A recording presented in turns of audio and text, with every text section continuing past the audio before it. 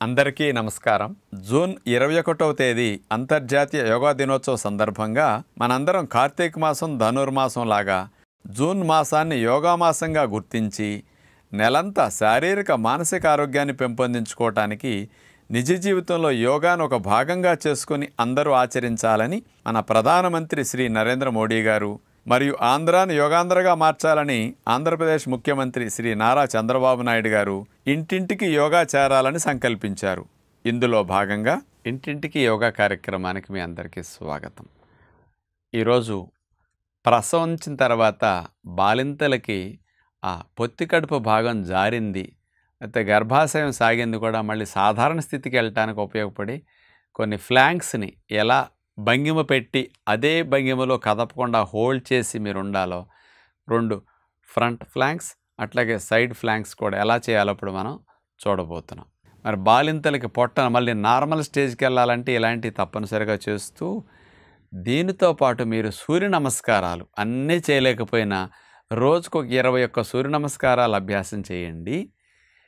ఇలాంటి వాటితో పాటు పాలు బాగా 2 ఏళ్ల పాటు ఇవ్వాలని ఆహారంలో మీరు మార్పులు చేసుకోవాలి. మీ కడుపున పుట్టిన బిడ్డకి జీవితకాలం పాటు ఇమ్యూనిటీ బాగుండాలంటే ప్రేగుల్లో గుడ్ బ్యాక్టీరియాలే ఇమ్యూనిటీని, ఆరోగ్యాన్ని, అనేక జబ్బులు రాకుండా రక్షణని ఇస్తుంటాయి అన్నమాట.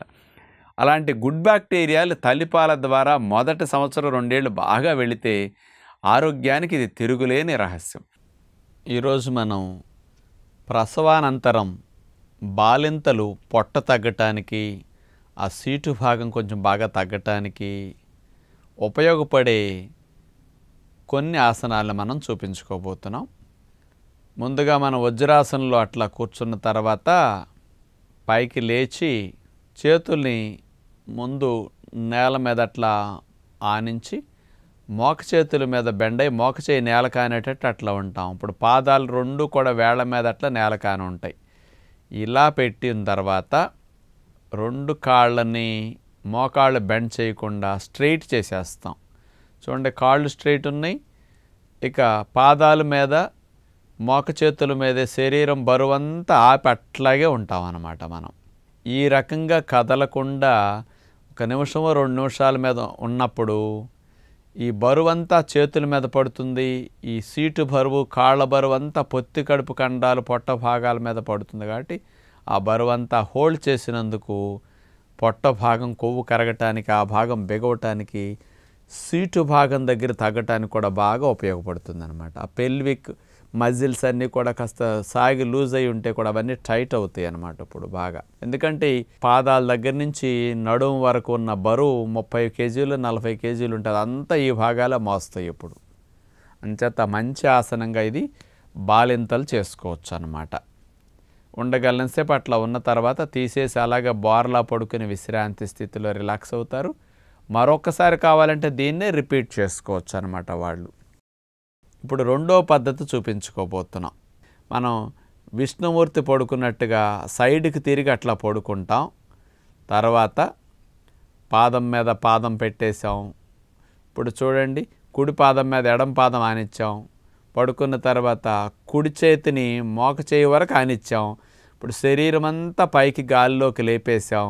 ఎడమ చేతిని నడుము మీద పెట్టేసుకున్నాం. అట్లా చూడండి, పాదం ఆనింది, మోక చేయి ఆనింది, మిగతా భాగం అంతా గాలిలో అలా లేపి కదలకుండా అదే భంగిమలో ఎక్కువసేపు ఉంటామన్నమాట. ఇలా ఉండటం వల్ల ఈ బరువు అంతా కూడా, ఆ భాగం అంతా కూడా, ఇప్పుడు ఏ భాగాల్లో మీకు ఇట్లా మోపి ఆపినందుకు నొప్పి వస్తున్నదో ఆ భాగంలో కొవ్వు కరుగుతుంది అనమాట. ఈ ఆసనం ద్వారా చేతులు చాలా బలపడతాయి. డెలివరీ అయిన తర్వాత ఆ భాగాలన్నీ మంచి ఉత్తేజింపబడటానికి, మంచి బలపడటానికి ఉపయోగపడుతుంది అనమాట ఈ ఆసనం. అలా ఒకవైపు చేసి విశ్రాంతి తీసుకుంటాం, మెల్లగా తీసేసి. ఈసారి మరోవైపుకి చేయాలి. ఇప్పుడు ఎడం వైపు నేల కానిచ్చి మనం ఎడం వైపు పడుకున్నాం అన్నమాట. ఎడం పాదం మీద కుడి పాదం పెట్టాం. ఎడమ మోక చేయి నేల కానేటట్టు అట్లా ఉండి స్ట్రైట్గా పాదం దగ్గర నుంచి మెడ భాగం వరకు, అంటే వీపు భాగం వరకు మొత్తం స్ట్రైట్గా పైకి గాలిలోకి లేపి ఆపి అట్లాగే కదలకుండా ఉంటాం అన్నమాట. మనం ఇప్పుడు ఇలా ఉండగలనంతసేపు ఉంటాం. ఉండలేనప్పుడు తీసేసి హాయిగా శవాసనంలో విశ్రాంతి స్థితిలో రిలాక్స్ అవ్వచ్చు. కానీ బాలింతలు పాలిస్తూ కూడా కాస్త సులువుగా ఆ భాగాలన్నీ లూజ్ అయినవి టైట్ అవ్వటానికి, ఆరోగ్యంగా ఉండటానికి ఇలాంటి వ్యాయామాలు చేసుకుంటే మంచిది.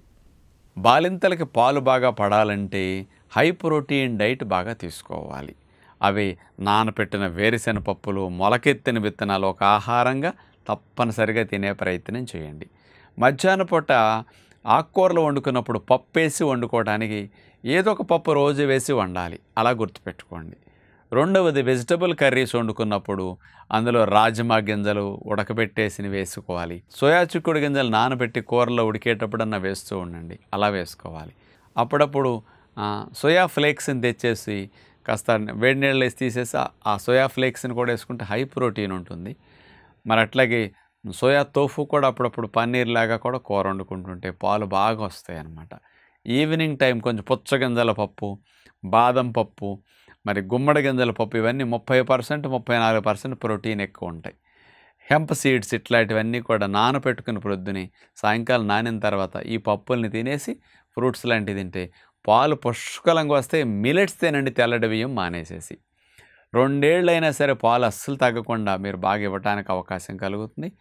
పొట్ట తగ్గటానికి అలాంటివి, పాలు ఇవ్వటానికి ఇలాంటి ఆహార నియమాలు ఆచరిస్తే బాలింతలకు మంచిదని విజ్ఞప్తి చేస్తూ నమస్కారం.